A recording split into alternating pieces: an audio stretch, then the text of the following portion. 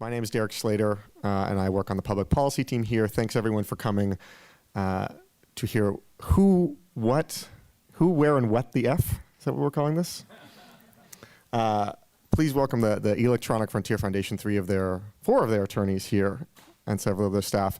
I had the great pleasure of getting to work with these folks before I came to Google, and I can say from experience that they care more about the free and open internet as just about anyone, have been fighting this fight since 1990, before most of us were on the internet or the web, or before there was a Google, and continue to be among the leading lights in this area today on intellectual property law, innovation, privacy, free speech, government surveillance, you name it, they are in the thick of things with relatively a few resources to do pro bono litigation that is really stellar. And they depend most of all on individual contributions from folks like you. I think they're going to be passing around a sign-up sheet for the mailing list, and also special little contribution flyers for those who want to become EFF members. They really depend, I think, 60% of their funding from individuals like you. With that, I'll turn things over to Fred von Lohmann, Senior Staff Attorney, Intellectual Property Law, to kick things off. We also have Kurt Opsahl, Marcia Hofmann, and Cindy Cohen, Legal Director, to talk. Take it away, Fred. Thanks very much, Derek. Thanks very much to Google for this invitation. And thanks to you guys in advance as we pass the hat, as it were.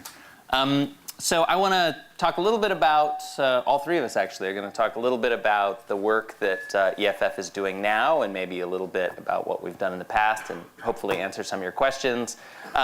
So the big news today on my front, I work on intellectual property issues, a lot of copyright related issues. I'm sure all of you have seen a lot of the copyright battles that the internet has created, including some that Google is involved in directly. But today, actually, EFF sued on behalf of a wiki provider, Apple Computer. Excuse me, I guess now it's called Apple Inc. They gave up the computer part. And so let me say a little bit about that lawsuit, give you a sense of the kinds of things we care about and the kinds of cases we get involved in. How many people own an iTouch or an iPhone? Show of hands. They can't say here. Yeah, they can. It's not Microsoft, for gosh sakes. Does anybody sync your device with something other than iTunes, the software? Winamp, Songbird, GTK Pod. Oh, you guys are all part of the iTunes monopoly universe. Well, what happened is sometime last year during the summer, when the new Apple iPhones and iPod Touches came out, Apple took a step to change, basically to hash a particular file that lives on your device, to make it impossible for software other than iTunes, Apple's own software, to successfully sync your iPod. And there are other products out there that have traditionally been good for this. Songbird is one that's cross-platform, open source, pretty popular. Also Winamp, some of you may have heard of, a popular Windows Media Manager. And of course, the entire Linux universe depends on other pieces of software because there isn't an iTunes for Linux. And so what happened is a bunch of hobbyists, as you would easily imagine, if anybody's followed the internet, you know how the rest of this story goes, right? A bunch of hobbyists said, hey, well, let's figure out how to reverse engineer that change so that we can make all of the iPods work again with other software instead of just iTunes for people who want to use something different. And they posted on a wiki, they started a discussion, basically saying, okay, guys, call to the world. Here's the project, here's the problem, here's the first couple of steps that maybe we'd need to undertake. Just talk. No tools. They hadn't actually succeeded in the reverse engineering, just talking about what it might take. And they got a lawyer letter from Apple. Apple said, talking about reverse engineering our products is against the law. Ultimately, this is a wiki site, Blue Wiki. It's a non-commercial, basically a hobbyist wiki platform. A young entrepreneur engineer named Sam Odio runs this as kind of a side public service. He doesn't make any money from it. It's totally non-commercial. He just thinks it's cool to have public wikis where people can talk about whatever they want to talk about. So today, in fact, this morning, in fact, about 2 hours ago, we sued Apple. on behalf of BlueWiki, the wiki hosting service, basically saying, hey, it is not illegal to simply talk about trying to make your iPod work with software other than iTunes.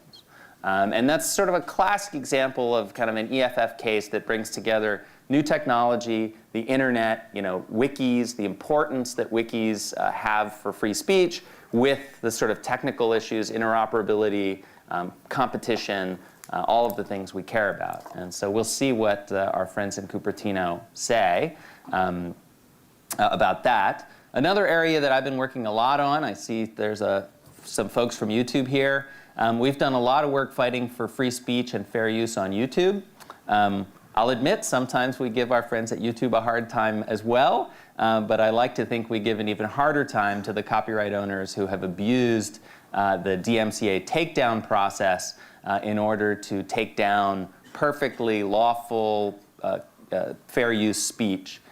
Some of you may have seen that we represent a young mother named Stephanie Lenz, who took a video of her young toddler dancing to a Prince song, Let's Go Crazy.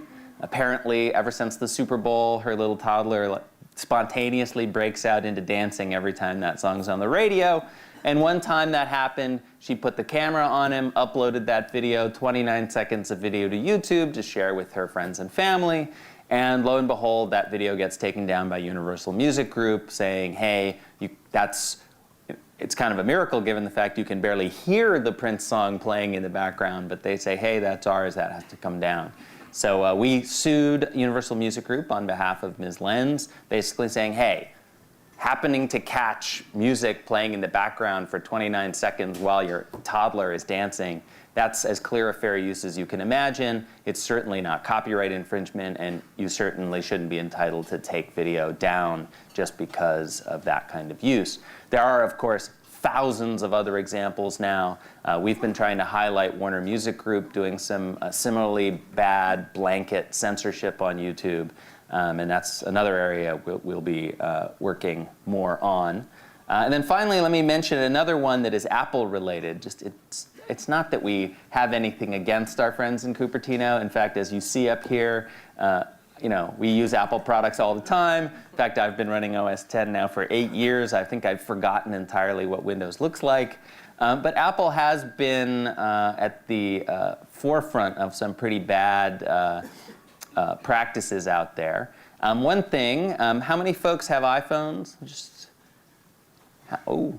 Android, huh? That's what it is. It's all the Android stuff. You guys don't want to admit it. Okay, well, if you do have an iPhone and you've jailbroken your iPhone in order to run applications of your choice, of which there are many that out there, Apple's view is that that's against the law.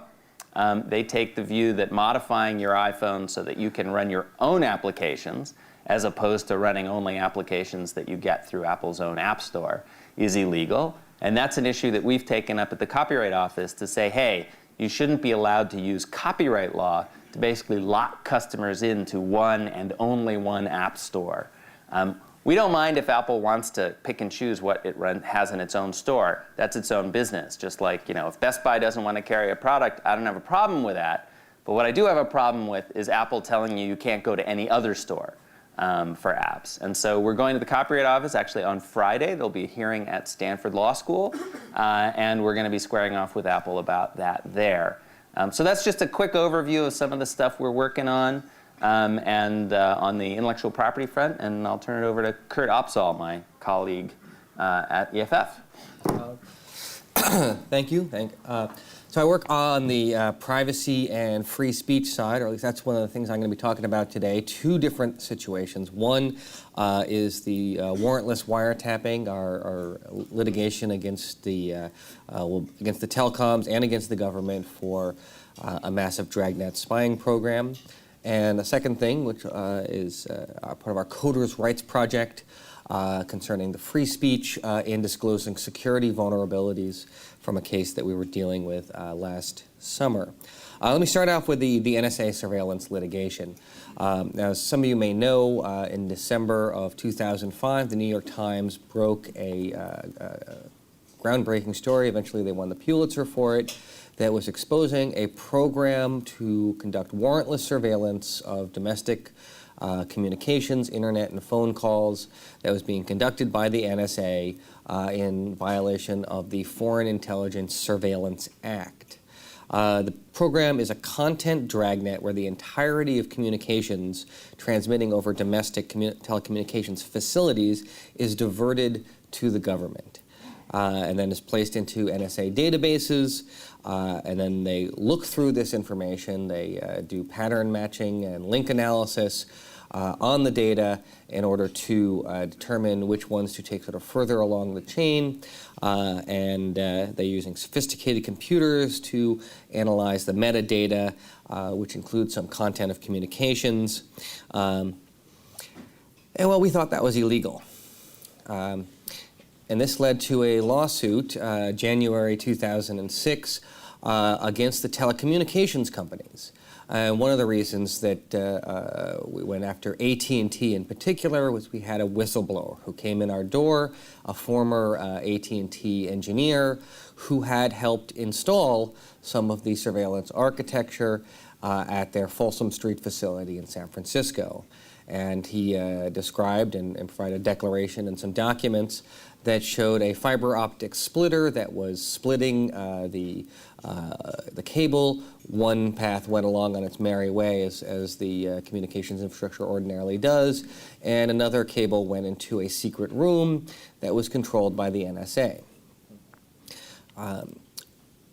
So we filed suit and had some initial battles with AT&T over whether or not, because they contended this spying infrastructure documents were trade secrets, whether they should be returned and every copy of them destroyed and never spoken of again. But they failed in that initial attempt.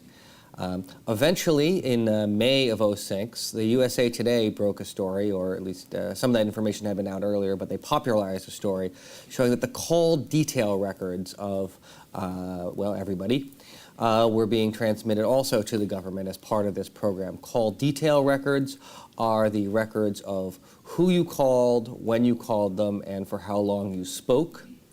And as opposed to the content of communications, which is more about the meaning, substance, or purport of what you're trying to say. This led to a lot of different lawsuits being filed against all sorts of different telecoms, and these lawsuits were eventually consolidated into the federal district court here in San Francisco before Judge Vaughn Walker as a multi-district litigation where all the cases from throughout the country transmitted to one court. We litigated in that court for a while. The government came in to try and get the case dismissed. Actually, they started this process before the MDL came together, but they were contending that the state secret privilege prevented any litigation. The state secrets privilege is a common law privilege that was developed by the federal courts to say that certain information, if it is too sensitive national security-wise, cannot be used as evidence in a case. And it stemmed from a McCarthy-era case involving a plane crash where it was a plane being used for military purposes to test out some spying gear and electronics and such, and it crashed. The government successfully squashed the lawsuit brought by the family members of some of the crew members of that plane. Case went all the way up to the Supreme Court, and the Supreme Court said, no, the information about this crash will be properly held from the court. And the Supreme Court never actually looked at the information. They just said, well, we're gonna take the government's word for it. And this developed the state secret doctrine. Now, as it turned out, that information was eventually declassified, and lo and behold, it actually was not secret information, and it was actually the government's negligence that they were covering up. But be that as it may, the case remains good law, and that is the basis for the government's state secret privilege motion. They took it a little bit further than it had been taken previously. Rather than push for particular pieces of evidence not to go before the court, it was the administration's position that even if nothing was disclosed other than the raw fact of a decision on the merits of the case, because you would infer from that decision that, well, they wouldn't have been found liable if they hadn't done anything. That would reveal a state secret, and therefore the case could not proceed in any manner. Now, this seemed to be a bit much, especially since the fact of the telecom's cooperation had been reported in daily newspapers and on the TV and discussed in Congress and was really not very secret. But nevertheless, they took that position. And then eventually, Judge Walker denied their motion to dismiss the case, and the case went on to the Ninth Circuit Court of Appeals. This apparently made the government and the telecoms very nervous because they started a campaign to get a statute, telecom immunity statute, that would attempt to get rid of our litigation, which is very flattering. I've never experienced before a case in which they actually wrote a statute just to kill our successful litigation. But nevertheless, they did that. We fought that out in the halls of Congress for quite a while, and surprised many people with how long we were able to keep telecom immunity from passing. It became a hot-button political issue, but eventually Congress passed the Fisa Amendments Act of 2008, which contained a provision for telecom immunity. A couple months later, the government invoked that provision. We challenged that as being an unconstitutional interference with the separation of powers, that the Congress shouldn't be telling the courts how to rule and shouldn't be interfering with the constitutional Fourth Amendment claims of millions of ordinary Americans. And right now, we are waiting for the judge to decide whether or not telecom immunity is constitutional. In the meantime, we filed a second lawsuit. The first one was known as the Hepting litigation. The second one is the Jewel litigation, just because that's the named first named plaintiff. During the dispute over telecom immunity, one of the things that they kept on saying, our opponent says, well, we're only immunizing the telecoms, so you can just go ahead and sue the government, and that's the better way to go. So we said, okay, and we sued the government. And it's the same basic scenario, that these are AT&T customers whose communications have been diverted to the government. We are suing both the government as an entity and some of the individual players who were behind these policies. And then they've recently filed their motion to dismiss that claim. This is now the Obama administration, and they yet again made the same state secret privilege arguments that had been raised by the Bush administration. This was despite some rhetoric about how the state secret privilege had been misused by the Bush administration on the campaign trail. But nevertheless, when it came to filing the actual legal papers, they went back to the state secret privilege, and then they actually went a little bit further and came up with a new argument that was based on the Patriot Act, and contending that a provision of the Patriot Act, which allowed people to sue over disclosures of information gathered by the government, sort of silently and by implication, meant that they couldn't sue about the gathering in the first place. So that under the Obama administration's view, no one can sue the government for illegally wiretapping, only for subsequent disclosure of the information that was wiretapped. So we can answer more questions about that if you have it when we get to the Q&A session, but I'll move on to our Coders' Rights Project. Our Coders' Rights Project is designed to help coders, especially security professionals, who are trying to take a look at things, reverse engineer them, find security flaws, disclose those security flaws, being able to take advantage of the technologies that are available to them and be able to talk about it. In particular, one situation which came up was at DefCon, the conference in Las Vegas for hackers last summer, and 3 MIT students were prepared to disclose some security vulnerabilities in the MBTA, the Massachusetts Bay Transit Association. They run what's known as the T, or the subway, there in Boston. And as it turned out, they didn't have particularly good security with their electronic fare ticketing system. And the students had discovered this as part of a class at MIT and were going to present a paper about it. They had a conversation with the MBTA before going to DefCon and left that conversation thinking that everything was going to be okay.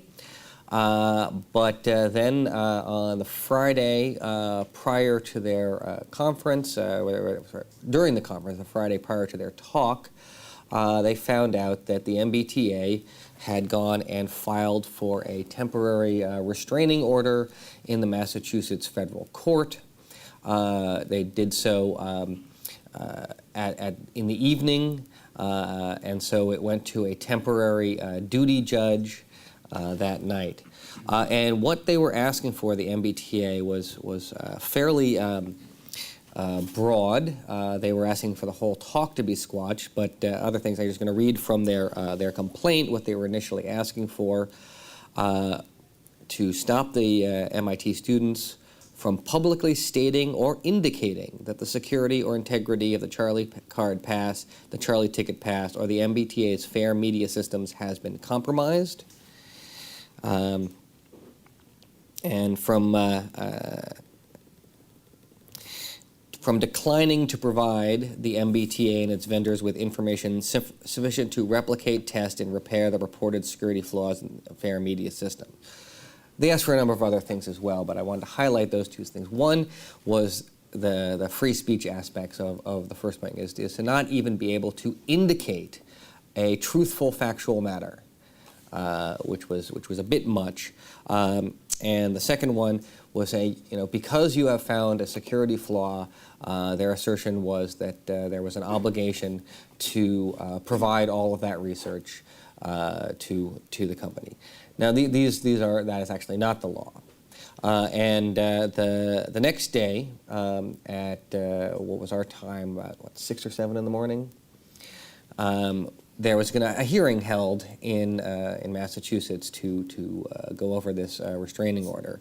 And ultimately, the court did issue a restraining order. Now, it didn't go so far as the MBTA had asked. It did not prevent them from indicating that there was a security flaw, but nevertheless, it was sufficient to stop the talk. And the court's theory and the MBTA's theory was an interesting version of the Computer Fraud and Abuse Act. This is the anti-hacking statute, and it is designed to prevent people from hacking and causing damage thereby. And it says, refers to prohibiting causing the transmission of a program, information, code, or command, and the result of such conduct causing damage. And the interpretation of that, which we had, was like transmitting a program to a computer, sending in malware to do something. But their interpretation was the transmission of information included talking to people at a conference, and so therefore it actually talking about a security flaw was the equivalent of hacking itself. So this was a bit of a rush job on the part of the court. I think it did not have a good chance to see the full facts, and this was the temporary duty judge, not the judge who had the full case. We were very disappointed in the initial result, but had to move on to try and get that restraining order lifted. And so there was, for the next 10 days, there was some heavy litigation. We're trying to deal with a number of things. One is to get rid of the prior restraint on speech. In our traditions here in the United States, prior restraints are considered to be very bad things, that someone might have to be responsible for whatever speech that they have said, but you would let them first speak and then hold them responsible later, rather than actually preventing them from speaking in the first place. And the second important issue was to make sure that the understanding of the Computer Fraud and Abuse Act did not include the notion that talking about a security flaw was equivalent to doing the hacking itself. And for what it's worth, the students were not intending to provide the full information necessary to replicate their hack. They were going to describe it while leaving out some key information that without which someone would not be able to actually replicate their hack and go get themselves fare cards. So after, as I said, 10 days of contentious litigation, where some 60 different papers and whatnot were filed on the docket of the court, several coming in per day, the MPTA was really going all out. But nevertheless, in the end, justice prevailed, and the court lifted the restraining order, and the situation has now been resolved. And with that, I will turn it over to Marcia Hofmann. Hey there. I'm so glad you all came out. It's great to see such a strong turnout. We appreciate the support. My name is Marcia Hofmann. I'm a staff attorney at EFF. I work generally on civil liberties stuff, but one of the things that I spend a lot of my time on is government transparency work. We have a project at EFF called the FOIA Litigation for Accountable Government Project, or FLAG project. And what we do there is we use this federal law called the Freedom of Information Act, or FOIA for short, which gives everybody the right to request records from the government. And as a general matter, the government is supposed to give you anything you ask for unless there's a really good reason to withhold it. Like it would compromise national security, it would compromise a proprietary interest, this sort of thing. The type of things that we tend to ask for are records involving matters that relate to technology and national security or law enforcement. That tends to be sort of the nexus that we're most interested in. And basically we ask for records. Sometimes we get ideas from stuff going on in the news. Sometimes people approach us and give us some suggestions about what to ask for. Sometimes we read things in government reports that make us wonder, I wonder what's going on there. And we'll ask for records and see what we get. And as I mentioned, we tend to be interested in things that often implicate national security issues or law enforcement issues. And so, not surprisingly, we often are told that we're not going to get everything that we ask for. And so when that happens, we often will litigate and go to court and see if we can get more out of the government than the government is willing to give us voluntarily. Another thing that we do with our FOIA litigation is try to help draw information out that relates to a breaking news story. And so this is kind of a fun, fast-paced litigation that often involves going to the court in a very short amount of time and trying to get information that will help contribute to breaking news. To give you a couple examples of the sorts of things that we've done over the past few years, sometimes we ask for things to try to illuminate public understanding about the government's technology.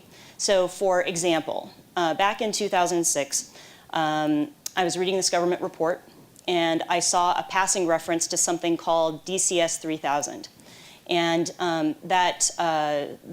that made a little light go off in my head because there is something in the past that we've known about called DCS 1000, also known as Carnivore, which was a controversial government internet surveillance system that really stirred a great deal of public interest in the past. And I thought, DCS 3000, I wonder if that's a more advanced version, or what is that? I did some research, couldn't find out much about it, and so we did a FOIA request for all information about that the FBI has about DCS 3000. And it turns out that this is a government surveillance system that is very comprehensive, used to perform wiretaps, not only of phone lines, but also cell phones and text messaging. And we got a few thousand documents that really fleshed out what this technology was and how it worked. And it formed the basis of several news stories, in which some reporters like Ryan Singal from Wired did a really excellent job of discussing exactly what this technology was and how it works. And it was a pretty cool outcome because before that, nobody really knew what this was, or that it really existed apart from some, quick references in obscure government documents. So that was a pretty exciting outcome. Along those same lines, we have done another Freedom of Information Act case to get more information about an FBI database called the Investigative Data Warehouse. And Kurt, actually, recently drafted a really cool report that really fleshes out what this database is. And again, this is something that was mentioned at times in the past. Nobody really knew much about it, but we know at this point that it's a massive government database that has close to 1 billion records, probably more than 1 billion records these days, 1 billion records as of September 2008. By way of comparison, the Library of Congress has about 140 million records. I did a little research this morning to try to come up with a Google-centric basis of comparison, and I found that I found on the Google blog that Google had identified in 2000 about 1 billion unique web pages. So we're talking about a government database that is comparable to the internet in 2000. So it's pretty vast. FBI agents call it an Uber Google, but I'm not sure that that's really a very good comparison because. So we are going to be releasing that report this week. And if you're interested in learning more about that, I think at this point we have the most comprehensive discussion of what that database is and what it includes that is available, that will be available. So that is one example of the type of work we tend to do. We also use Freedom of Information Act work to facilitate other issues that we're interested in. For example, last spring, we were involved in a lawsuit. We weren't litigating on behalf of any of the parties, but we were a friend of the court watching this lawsuit very carefully in California that involved the issue of whether the government needs any suspicion to search a laptop when it crosses the border. How many of you have taken a laptop over the border? So at this point, the courts are pretty clear. They've decided uniformly that the government needs no suspicion whatsoever to search your laptop when you cross the border. And the Supreme Court is likely to take this issue up. Well, we hope the Supreme Court will take this issue up. In the lawsuit we were involved in California, the Ninth Circuit unfortunately reached the conclusion that other courts have reached, which is the government needs no suspicion. And the defendants' lawyers in that case have asked the Supreme Court to take a look at this. So we're hoping that happens. But at any rate, we were looking at this issue pretty closely. It was on our minds. And we realized that there are people who have approached us who've said, what can I do if I'm taking information across the border to make sure the government can't look at the information that I've got? And we thought about it and we realized we didn't know much. We know the state of the law, but we don't know what the government's practices are, what its policies and procedures are for searching laptops that come over the border. So we filed a Freedom of Information Act request for this information, didn't get anything. So we filed suit against the Department of Homeland Security. And the lawsuit was really fascinating because it acted as a catalyst. It drew a lot of public attention to this issue. And it became very prominent in the last legislative session. There was an oversight hearing and several members of Congress introduced bills to basically try to bypass the courts and make sure that there is some legal protection for information coming across the border.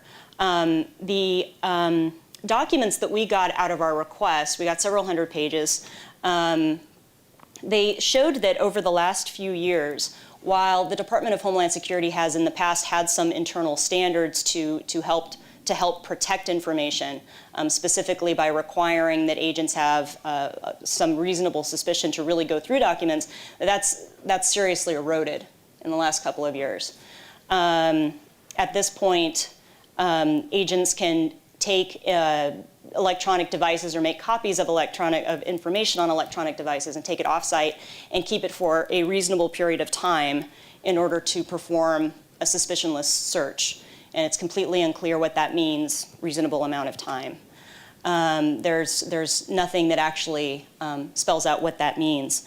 And furthermore, we found that when an agent is looking at digital information and finds that it's in a foreign language or is protected by, say, password, they can actually bring in other agencies to get around those problems, even if there's no suspicion that the information itself is indicative of a criminal activity or anything like that. So, it's troubling, certainly, and we were glad that those documents were able to really draw public awareness to the fact that this is a big legal loophole, and we're hoping that Congress steps in and also that the Supreme Court will step up and really take a look at whether this makes sense in this day and age to have the state of the law be as it is. Another thing that we've been doing lately, as you will see on our website, is keeping an eye on the Obama administration and its stance on transparency.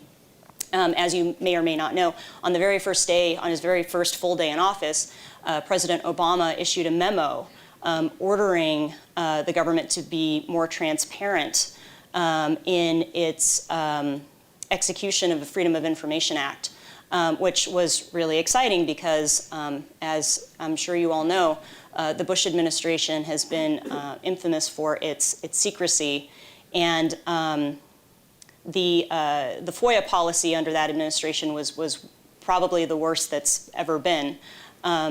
Basically, the policy was if you have a legal reason to withhold things, feel free to withhold them, and the Department of Justice will back you up. And it certainly was not in favor of discretionary releases. And so in our, 6 or so active lawsuits, we've been watching very carefully what happens and really pushing to try to have President Obama's presumption in favor of disclosure applied. We've had some mixed results, which I won't get into unless you all are really interested maybe in Q&A, but I just wanted to flag that that's one thing that we've been working on quite a bit too. So I think at this point, we should probably do some Q&A.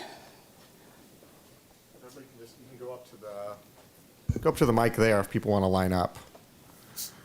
And while people are lining up, I'll just take moderator's prerogative and ask one myself. So EFF as an organization is generally very nervous about legislation or regulation that could impact innovation.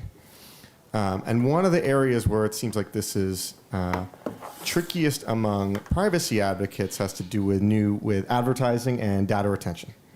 So there is now talk of bills that would make certain types of advertising opt-in, others would be opt-out, or would otherwise limit data retention that search engines or web providers collect from users. So how does EFF look at reconciling those issues in its thinking? Well, data retention is something that we care very deeply about, and for the reason that the less data that is retained, the harder it is to get. If our primary concern is trying to make sure that the government doesn't have access to people's personal data, and one of the issues that comes with having it stored with a third party is that there are some Supreme Court cases that provide a lesser standard of protection when that information is held by a third party. Going back to sort of the notion that your home is your castle, the corollary to that is if you're storing your data outside of your home, you have less protection. So we have been very much encouraging private parties who store and retain data, including Google and others, to adopt best practices for keeping that information for the minimum amount of time necessary for their business purposes, and then getting rid of it thereafter. Because the easiest way to respond to a subpoena for information is, I'm sorry, I don't have that information anymore, and then you're pretty much done with it.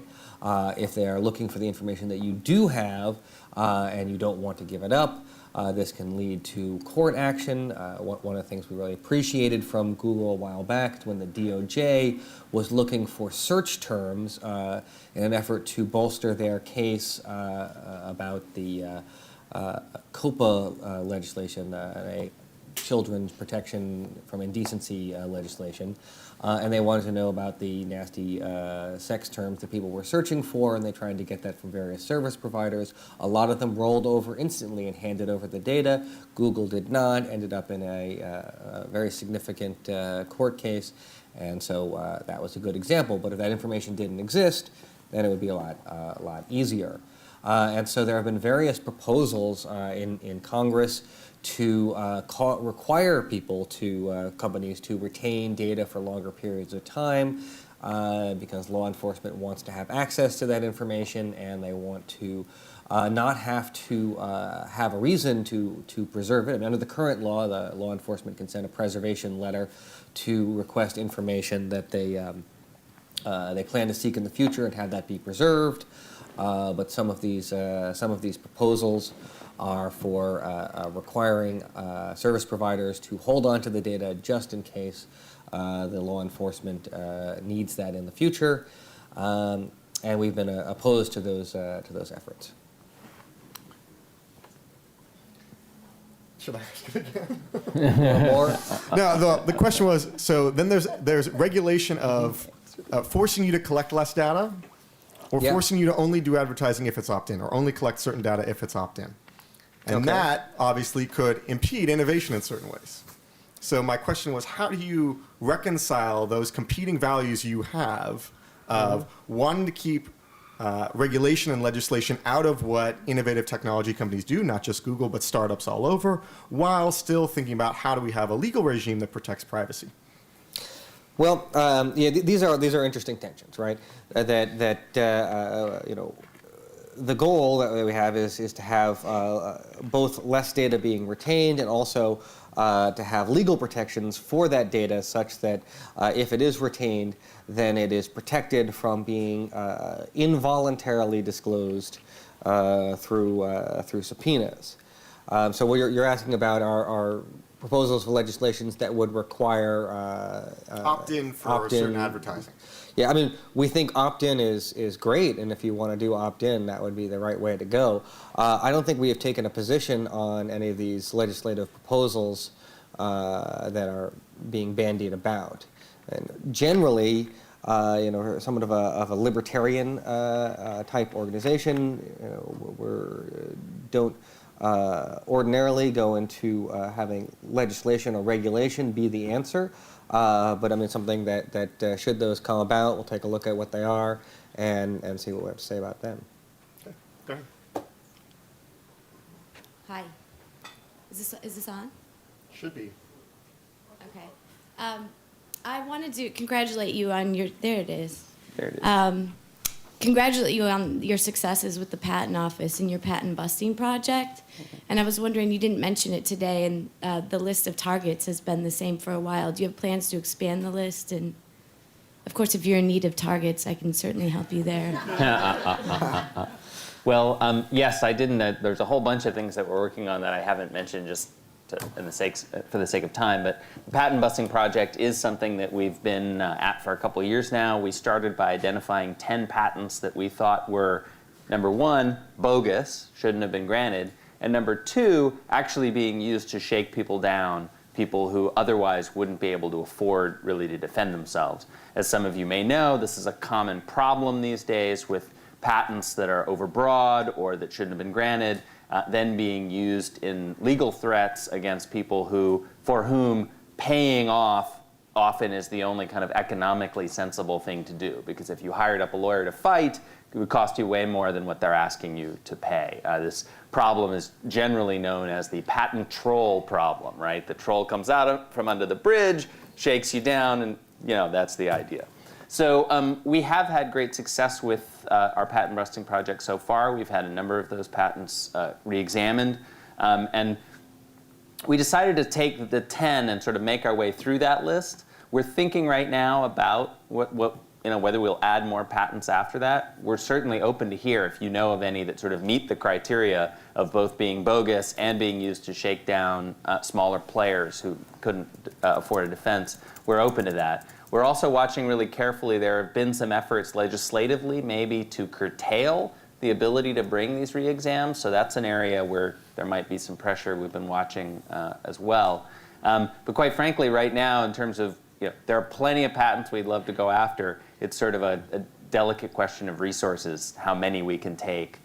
We're always looking for volunteer help from lawyers to help with that project. So if you know anybody, also technical people, because to find prior art, to find that that patent actually is not new, is something that someone reasonably skilled in the art would have known at the time it was granted, we need a lot of help from engineers, technologists, people who have that kind of backward-looking knowledge. So, we're definitely open to it, but right now we're not imminently going to add more patents unless we find a lot more resources. Yeah.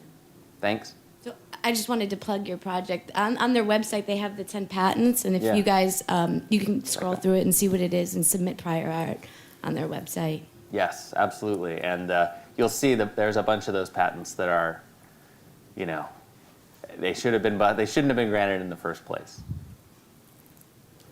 Hi. What are the penalties for fraudulent or ignorant DMCA takedowns, and how come they seem so ineffective? That is a great question. Unfortunately, the Digital Millennium Copyright Act, which was passed in 1998, that created all of this notice and takedown, counter notice, the kinds of things certainly the folks at YouTube live with every day, but probably many of you have heard a little bit about.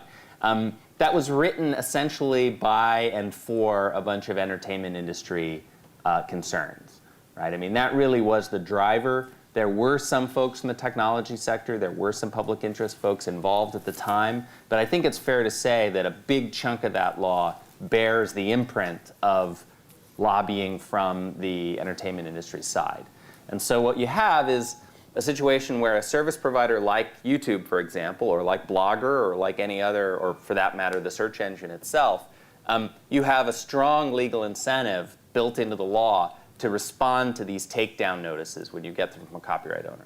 But on the other side, there's very little punishment available if a copyright owner abuses that process. There is a provision in the law that says if you send a knowing misrepresentation, so you knew when you sent it, it was bogus, that can create liability. You can be sued for that. And in fact, that's the law that we're suing Universal Music Group under. But it is one of those things, to use that law, you still have to find a lawyer, you have to be willing to go to court, and even if you win, you can get your attorney's fees paid, which is great. But other than that, you get your damages and your attorney's fees. And in contrast, of course, if a copyright owner wins a lawsuit, they get statutory damages. They basically get more than what they actually lost. So to some extent, there's an asymmetry there, and it's something we're very concerned with. The entertainment industry, by the way, has been arguing vigorously in court to try to basically make that misrepresentation provision, that punishment for abusing the process, even more narrow. Right? In fact, Universal Music Group responded by saying, as long as our music is in the video, it doesn't matter how it was used. You're automatically not allowed to sue us for misrepresentation because all we have to say is our music is in the video. Fortunately, in our case, we fought that and the court agreed with us and said, no, you actually have to think about whether that's a fair use before you send it. But it is something that the content industry has been trying to eliminate those protections. And quite frankly, another thing that worries us is, YouTube, and YouTube isn't alone, a lot of the hosting sites are moving toward voluntary other filtering, fingerprinting mechanisms, which are sort of totally outside this legal process. And what recourse do you have if a copyright owner abuses that? There's nothing in the law that that applies to stuff that's done voluntarily by service providers, for their own reasons. And so in some ways, we're even more worried that all of this stuff will migrate out of the sort of traditional notice and takedown process and into these automated or voluntary filtering schemes. So it's a real tension. And in the meantime, of course, there are a lot of fair users. There are a lot of people who make great videos who are finding their stuff getting taken down and either lack the resources or the knowledge to fight back. So we're doing what we can, but it's a big problem. Thanks. Hi, I've got a couple questions. The first one is about warrantless wiretapping. I was wondering if you had any theories on why the Obama administration has proven to be different than what they initially indicated several months ago, and if you have any sense as to the timeline of when all this is going to be resolved. And then my second question is, a lot of what you do as an organization, copyright, privacy, under U.S. laws, you have a clearly defined domain of what you're working with. But one thing I noticed on your website that you didn't talk about was internationally. How do you deal with free speech in situations where there's an authoritarian regime or so forth? Well, let me hit your first with your warrantless wiretapping. It's very disappointing that the Obama administration, after starting out the campaign trail being very strongly against warrantless wiretapping, agreeing that it was illegal. At one point, Senator Obama said that he would join in a filibuster to prevent the telecom immunity legislation.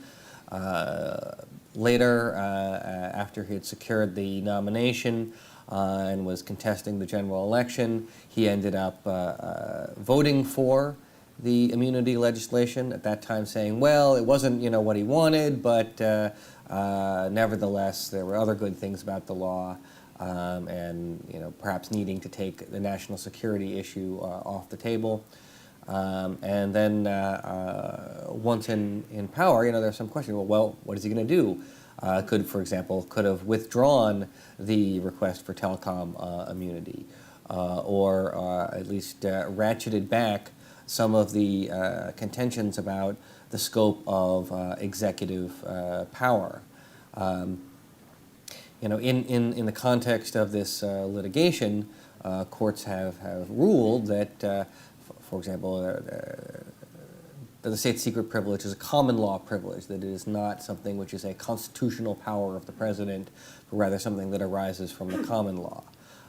Nevertheless, the Obama administration, like the Bush administration, continues to assert that it is a constitutional power of the commander-in-chief. So what we've seen is, on the one hand, the Obama administration has said some very nice language. Their promises about transparency and openness were really, really good. But in terms of what we're seeing in the actual legal briefs filed, it is a lot of the same arguments that were done before. So it's hard for me to speculate why they are doing that. I guess one stated reason is to look forward instead of back. But some of the purposes of these laws. The reason why there is liability for the telecoms in the first place is because it's really just the government and the telecoms in the room when they were doing the ask. They're saying, would you please allow us to wiretap your customers? And the customers aren't in the room. Privacy advocates aren't in the room. And the reason for the telecoms to say, no, this is illegal, we can't do it, is the possibility that they might later be found liable. When you change that paradigm and add telecom immunity in, then that check on government power is not there. So it is very disappointing.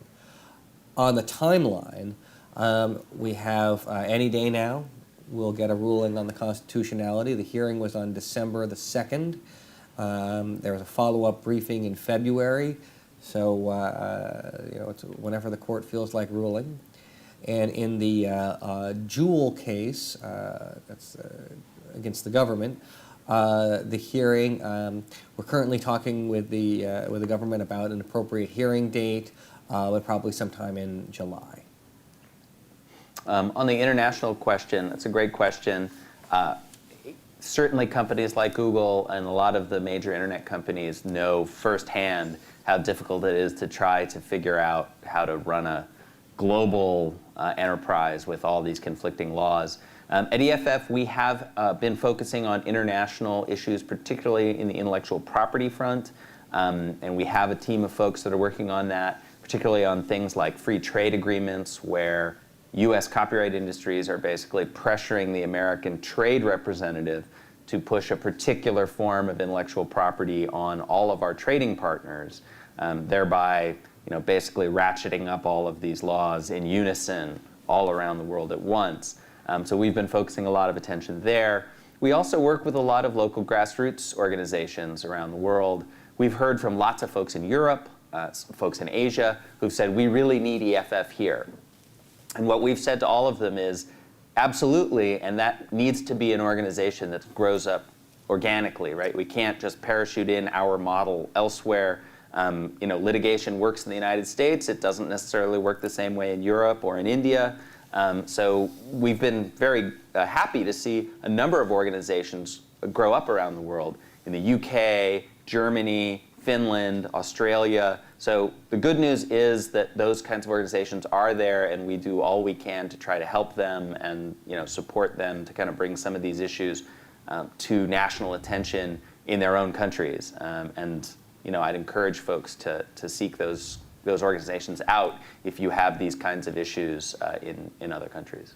So we're now out of time, but for anybody else who wants to ask a question or continue the conversation, we're going to go head down to No Name for lunch with these guys. So you can come and sit with us if you like. You can also, of course, go to their website, get more information, sign up for their newsletter with Katina in the back, and become a member so you can both support their work and keep learning about the really important work that EFF is doing. Everybody give them a round of applause. Thanks for coming, guys. Thanks. Thank you.